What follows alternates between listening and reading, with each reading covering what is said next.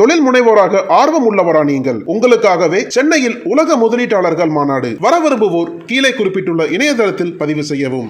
குறைந்த விலை, நிறைந்த தரம், தங்கள் தேவைகள் அனைத்தும் ஒரே இடத்தில். ஜெயச்சந்திரன் டெக்ஸ்டைல்ஸ்.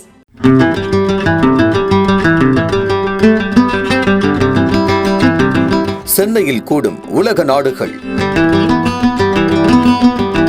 இப்பவே ரிஜிஸ்டர் பண்ணிடுங்க. யாருக்கு அடிக்க போகுது ஜாக்பாட்?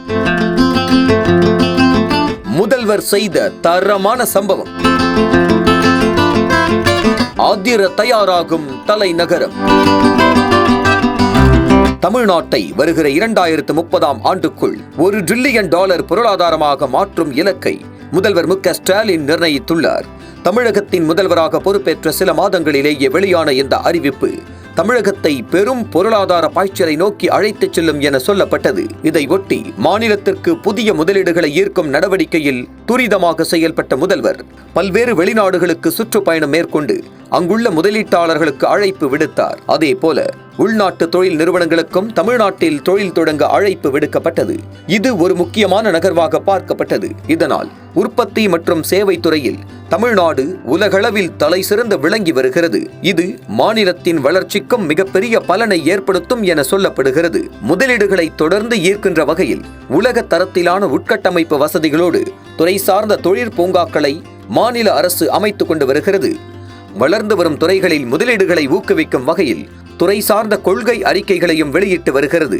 அந்த வகையில் ஆராய்ச்சி மற்றும் மேம்பாட்டு திட்டங்கள், புத்தாக்க திட்டங்கள் மற்றும் திறன் மேம்பாட்டு மையங்கள் ஆகிய திட்டங்களை தமிழகத்தில் பெருமளவு ஈர்ப்பதற்காக திட்டங்களை தீட்டி உள்ளது. உலகளவில் வேகமாக ஏற்பட்டு வரும் தொழில்நுட்ப வளர்ச்சிக்கு ஏற்ப நமது தொழில்துறையும் பயணம் செய்வது இன்றியமையாத ஒன்று. இதற்கான முயற்சிகளை ஊக்கப்படுத்தி இந்த துறைகளில் முதலீடுகளை ஈர்க்கும் நோக்கில்தான் தமிழ்நாடு ஆராய்ச்சி மற்றும் மேம்பாட்டு கொள்கை 2022 வெளியிடப்பட்டது. இதன் பின்னர் ஆராய்ச்சி, மேம்பாடு மற்றும் புத்தாக்கம், புத்தொழில்கள் மற்றும் உலகளாவிய திறன் மேம்பாட்டு மையங்கள் போன்ற துறைகளில் ஒரு பெரும் மாற்றத்தை ஏற்படுத்தி இருக்கிறது. தொழில்துறை கல்வியாளர்கள், புது தொழில் மேற்கொள்பவர்கள் மற்றும் ஸ்டார்ட் அப் நிறுவனங்களுக்கு இது மிக பெரும் வாய்ப்புகளை வழங்குகிறது. கடந்த 2 ஆண்டுகளாக ஆராய்ச்சி மற்றும் மேம்பாடு தொடர்பாக உலகளாவிய திறன் மையங்கள் மற்றும் குளோபல் கேப்பபிலிட்டி சென்டர்களின் எண்ணிக்கை அதிகரித்திருக்கிறது. 30க்கும் மேற்பட்ட உலகளாவிய திறன் மையங்கள் தங்களது புதிய நிறுவனங்கள் அல்லது விரிவாக்க திட்டங்களை நிறுவியுள்ளனர்.